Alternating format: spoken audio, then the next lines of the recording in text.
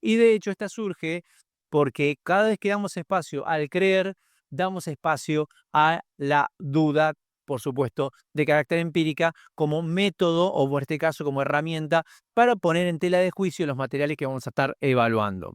El cambio climático así entonces se vuelve una condición de debate, una condición en la cual podemos ver que hay mucho lenguaje políticamente correcto que nos quita a nosotros la opción de cuestionar. Y a partir de acá entonces vamos a analizar algunos ítems que han circulado a través de las instituciones o medios de comunicación que tienen mucho peso, sobre todo en lo que tiene que ver con las cuestiones de ecología. Cuando hablamos de ecología, hablamos de situaciones que se vuelven en cierta manera contradictorias, puesto de que se trata de poner a la sociedad en un rol incluso superior al de la propia naturaleza.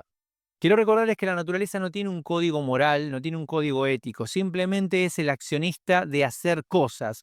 No está preguntando si las cosas que dice son buenas o son malas, ni siquiera está pensando, ni siquiera está viviendo, está siendo. Este aspecto quita muchas construcciones sociales que se plantean de una tierra como una suerte de antropofización, en la cual la tierra parece que es un ser que sufre cuando lo contaminamos o en este caso cuando lo dañamos, como si viéramos este dibujo de la tierra con un termómetro.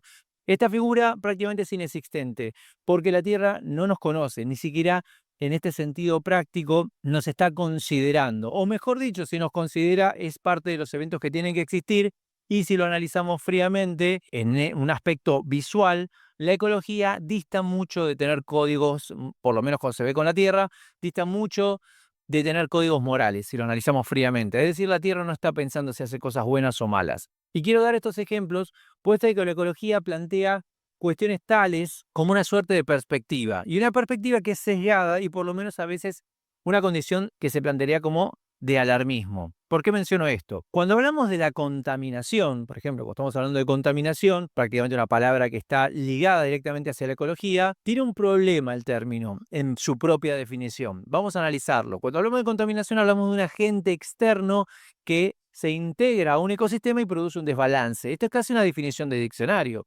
Sin embargo, si lo analizo fríamente y pasándome a leyes físicas como el principio de conservación, yo no puedo agregar materia, digamos, que no exista previamente, porque solamente puedo transformar cosas, no puedo deshacerlas y no puedo crearlas, solamente el sistema está transformando todo esto.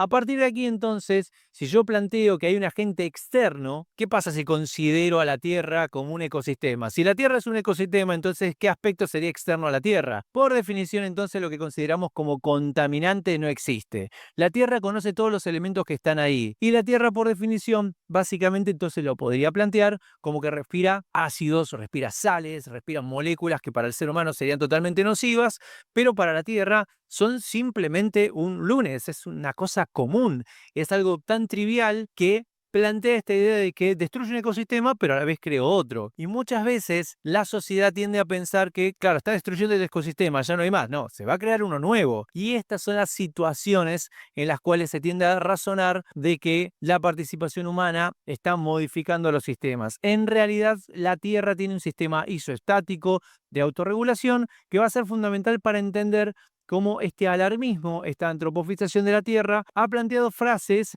que por lo menos pretenden ciertos errores dentro de su propia frase. Por ejemplo, cuando yo digo que hay recursos no renovables, hay un error en la frase en sí misma. No, todos los recursos son renovables, si no estaría violando el principio de conservación. La ley de conservación establece justamente que todo se va a volver a formar porque siempre estuvo en la Tierra o no estuvo en la Tierra, pero no puedo quitarlo o no puedo agregarlo. Dentro de estas lógicas, el petróleo vuelve a aparecer. Lo que estamos considerando nosotros como no renovable es la vida finita que tiene dentro de los mercados y dentro de la economía. Eso es otra cosa. Pero para la Tierra, otra vez, el petróleo es una condición que funciona como algo normal. Va a volver a aparecer y va a volver a desaparecer, en cuyo caso se va a volver a transformar para hacerlo mucho más claro. Entonces, cuando hablamos de ecología, vamos a hablar de ciertas situaciones que tuvieron mucho marketing y una circulación de datos que marcan este debate acerca del cambio climático. Es decir, situaciones que se plantearon como catastróficas y apocalípticas, y cuando las razonamos en nuestro propio esquema, claro, notamos que hay ciertos errores. Por ejemplo, la ecología planteó para la década del 50